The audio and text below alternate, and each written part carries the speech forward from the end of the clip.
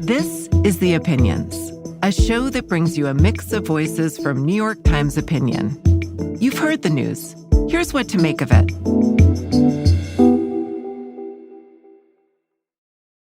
I'm Meher Ahmad, an editor in the New York Times Opinion section. There's been a resurgence in explicit be thin messaging in culture. With the Ozempic boom, we see the body shaming of actresses like Sydney Sweeney, and red carpets that were already filled with thin actresses becoming even thinner. On the right, there's been a focus on body size that's sort of been bundled up not just with health and wellness, but with religion, morals, and politics. And so when everything is political and we're more divided than ever, should the size and shape of our bodies be any different? I'm here today with opinion writer Jessica Gross to understand why the right is obsessed with thinness and why that message is winning over women. Jess, I kind of wanted to start first by asking you what the messaging on diet and thinness coming from the Christian influencer spaces is. What do you see there? So it's really encapsulated by some things that the wellness influencer Alex Clark said at the Young Women's Leadership Summit. Look around this room. Let's just be honest. It's never been hotter to be a conservative. You are in this room and you are witnessing a cultural revolution. We've got the girls who lift weights, eat clean, have their hormones balanced, have their lives together. Less Prozac, more protein. Less burnout, more babies. Less feminism, more femininity. And by contrast, liberals are TikTok activists with 5 shades of autism, panic attacks, and a ring light. So it's really defining what is normal. I'm doing air quotes, which the listeners can't see, normal, as a very narrow ideal of womanhood. And it's all tied up with not just body size, but also behavior. I mean, even in that quote that you quoted, she's sort of describing a foil to what she describes as like a liberal body type. How much of this is like a reaction to like a left version of a body type? And what even is that?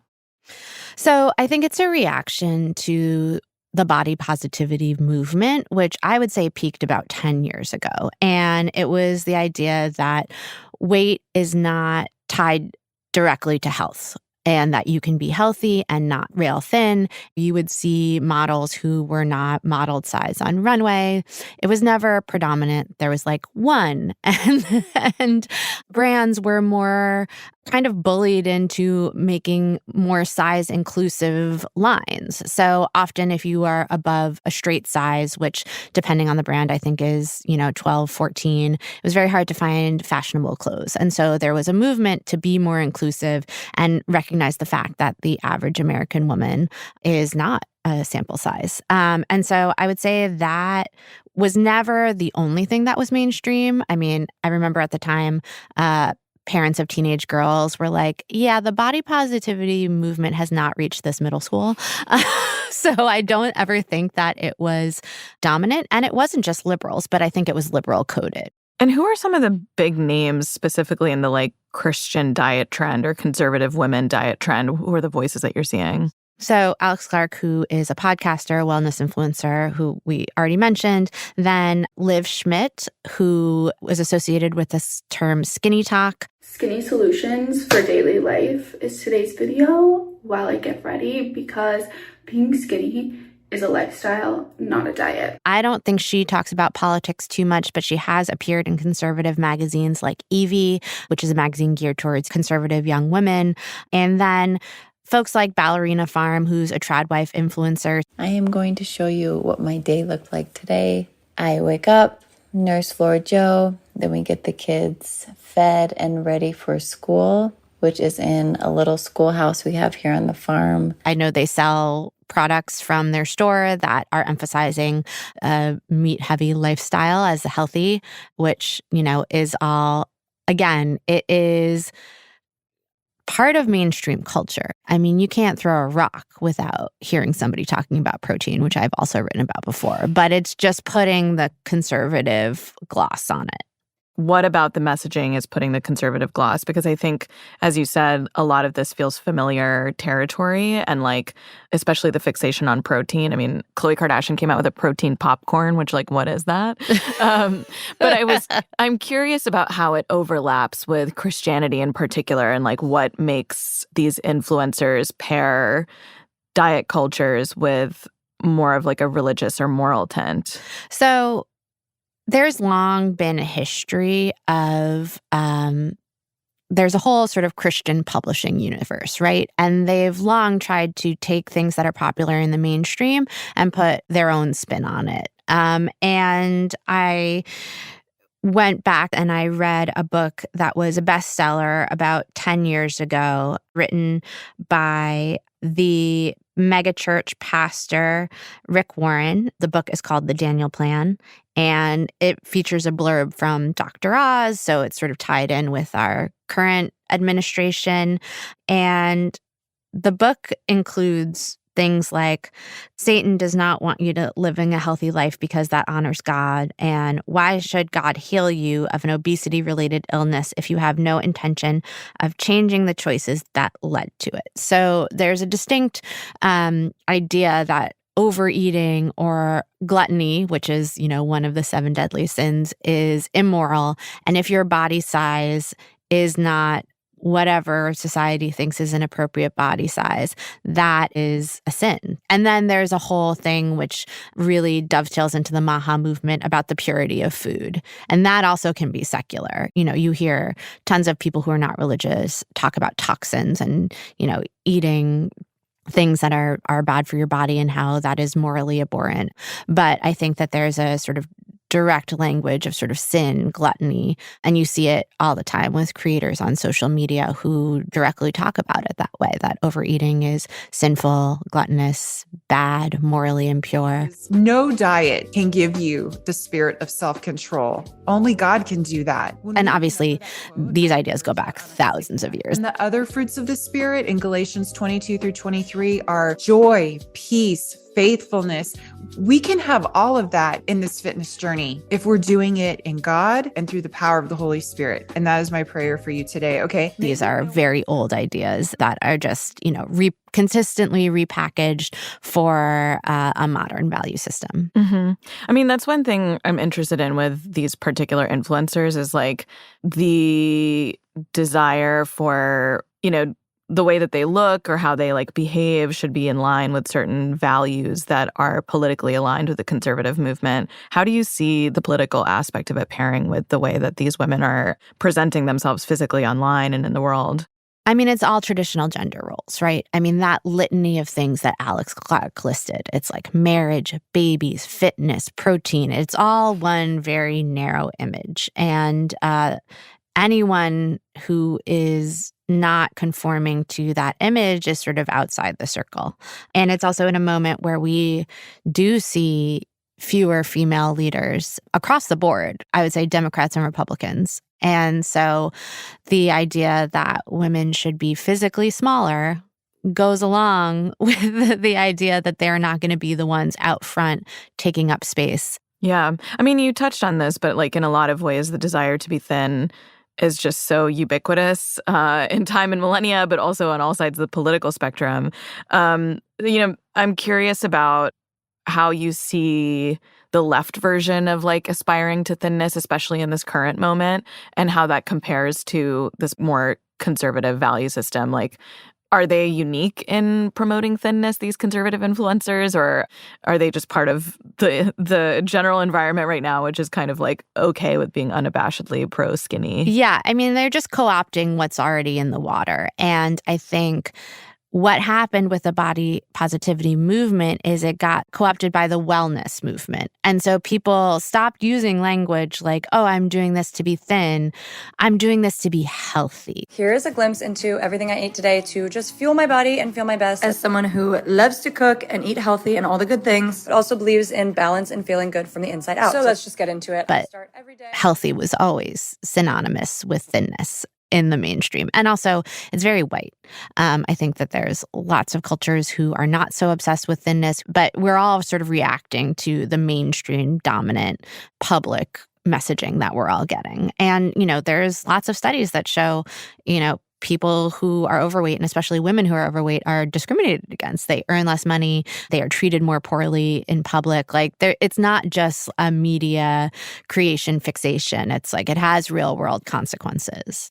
One thing that I noticed about a lot of these Christian diet influencers is that they sort of think that Ozempic is a cheater's way to lose weight, that the real true way to lose weight is by hard work and self-control, which is interesting because I think now as Ozempic has become more ubiquitous and accessible to a lot of people, there's more of an acceptance of taking it as a drug. But they almost are counter to that mainstream idea that taking Ozempic is a normal thing, just like taking an antidepressant would be a normal thing. So I'm curious what you make of the fact that a lot of these Christian influencers kind of decry these drugs or think they're a sign of moral failure almost. Well, I mean, I think it's ultimately they want people to be obsessed with these ideas and never stop thinking about them. And one thing that a lot of people on Ozempic say is that it gets rid of the food noise. So they're just not preoccupied by eating in the same way that they were before, and that it gives them a great deal of freedom. So I think it is, again, about control. It's about preoccupation. It's about martyrdom. Unless you're punishing yourself, it's not worthy or worth it. Yeah. I mean, I find the religiosity of all of this really fascinating. One thing that might be relevant to this is that when I was a foreign correspondent, I was based in Pakistan, which is a predominantly Muslim country. And during the month of Ramadan, people fast. They don't drink water or eat or even chew gum or anything like that between sunup to sundown. And I ended up reporting a piece when I was there about this phenomenon of Ramadan boot camps where women would channel the fasting religious kind of fervor of Ramadan and turn it into a weight loss goal. Oh. So I did it. I did the boot camp, and it was grueling. It was actually really, really tough because, first of all, I was in Karachi at this time, Ramadan, which moves with the lunar calendar. Back then, it was in the summer, so it was 110 degrees on an average day. Wow. We would do an hour-long HIIT workout right before we broke our fast. So that meant that I would do burpees and all this stuff and then not drink water afterwards, which was really difficult.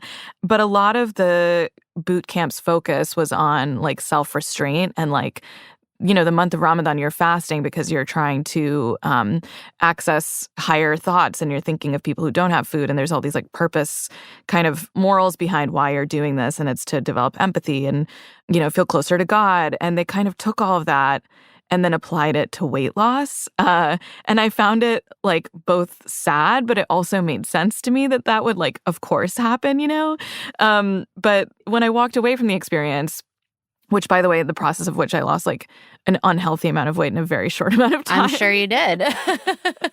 When I walked away from that experience, I also found that the appeal of religion itself in a lot of ways is that it gives you a moral set of guidelines to navigate a very complicated world.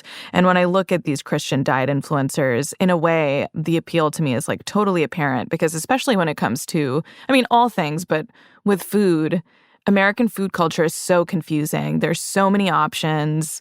What you're meant to eat or what powders you should be taking changes day by day, week by week. And there's so much decision-making that has to go into everything and the guidance on what you should eat, especially with maha, becoming more part of our culture. There's a inherent distrust of a lot of information. And having just a clear set of guidelines based in something like religion almost feels like a relief. Sometimes I'm envious. It's I wish I believed in something that just told me how to live my life. So it's interesting seeing how they pair food and food choices and weight loss with religion. But I'm curious how you see that playing out in American culture. I love that you just told that story. That's so fascinating. And I think I totally agree with you that it is really hard to know what to eat and why in this moment. And I think where it becomes coercive and controlling is when you're telling people your salvation is tied to the way that you are eating. And if you step off this path, that is, akin to consorting with the devil. Like, I just don't think that that's morally fair to people, but I certainly understand the appeal. And, I've written before about my obsession with Orange Theory, and I often joke that I'm in a cult. But part of the appeal of that high-intensity interval training workout is that you put your brain aside for the hour that you're there, and you're just listening to the coach tell you what to do. So again, it's all a spectrum of behavior, and I'm not sitting here acting like I am not completely, ruined by diet culture. Like, it's almost, I always think it's too late for me. It's too late for me. I read too many magazines in the 90s and I saw too many pictures of Kate Moss in wellies at Glastonbury. Do not try those.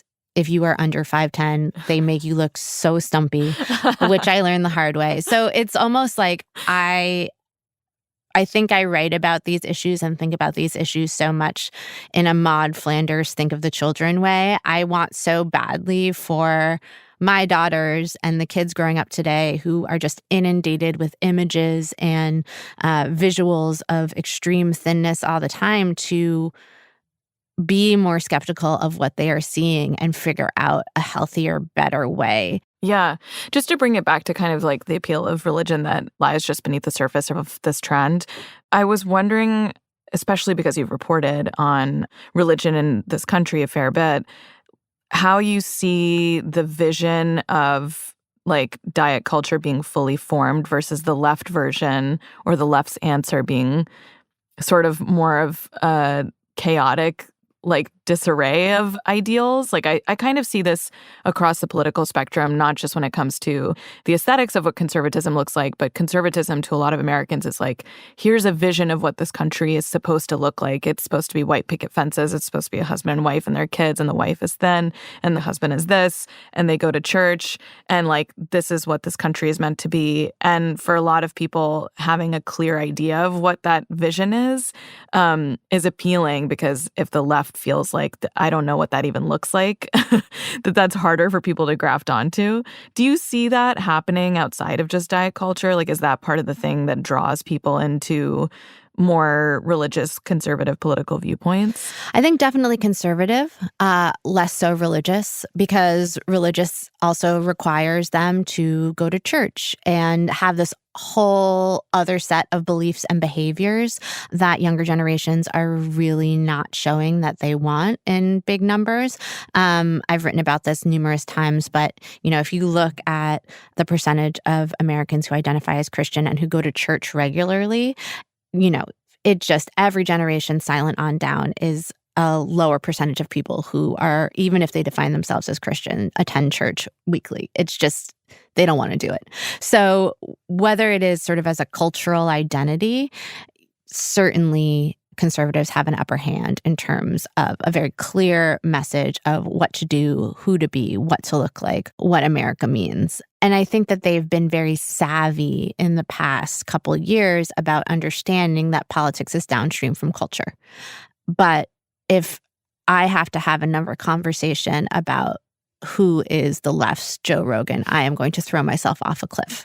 And so I think providing an alternative vision is going to be more about how we behave than how we look. Because I think that is more of a compelling message, because there's such a nastiness right now to the rhetoric from conservatives and from conservative influencers.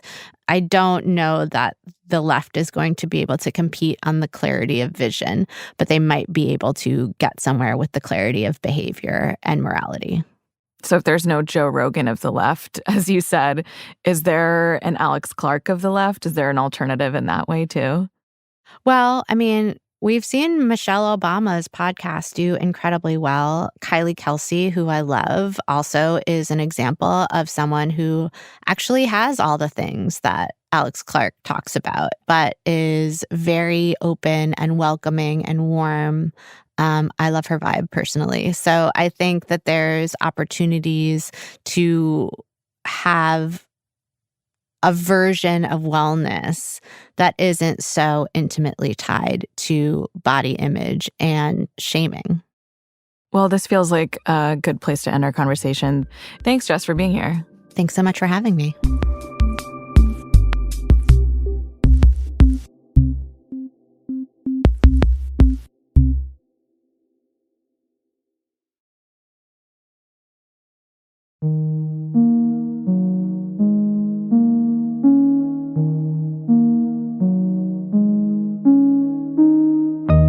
If you like this show, follow it on Spotify, Apple, or wherever you get your podcasts. The Opinions is produced by Derek Arthur, Vishaka Darba, Christina Samuelewski, and Jillian Weinberger. It's edited by Kari Pitkin and Allison Bruzik. Engineering, mixing, and original music by Isaac Jones, Sonia Herrero, Pat McCusker, Carol Saburo, and Afim Shapiro. Additional music by Aman Sahota. The fact-check team is Kate Sinclair, Mary Marge Locker, and Michelle Harris. Audience strategy by Shannon Busta and Christina Samuelewski. The director of Times Opinion Audio is Annie Rose Strasser.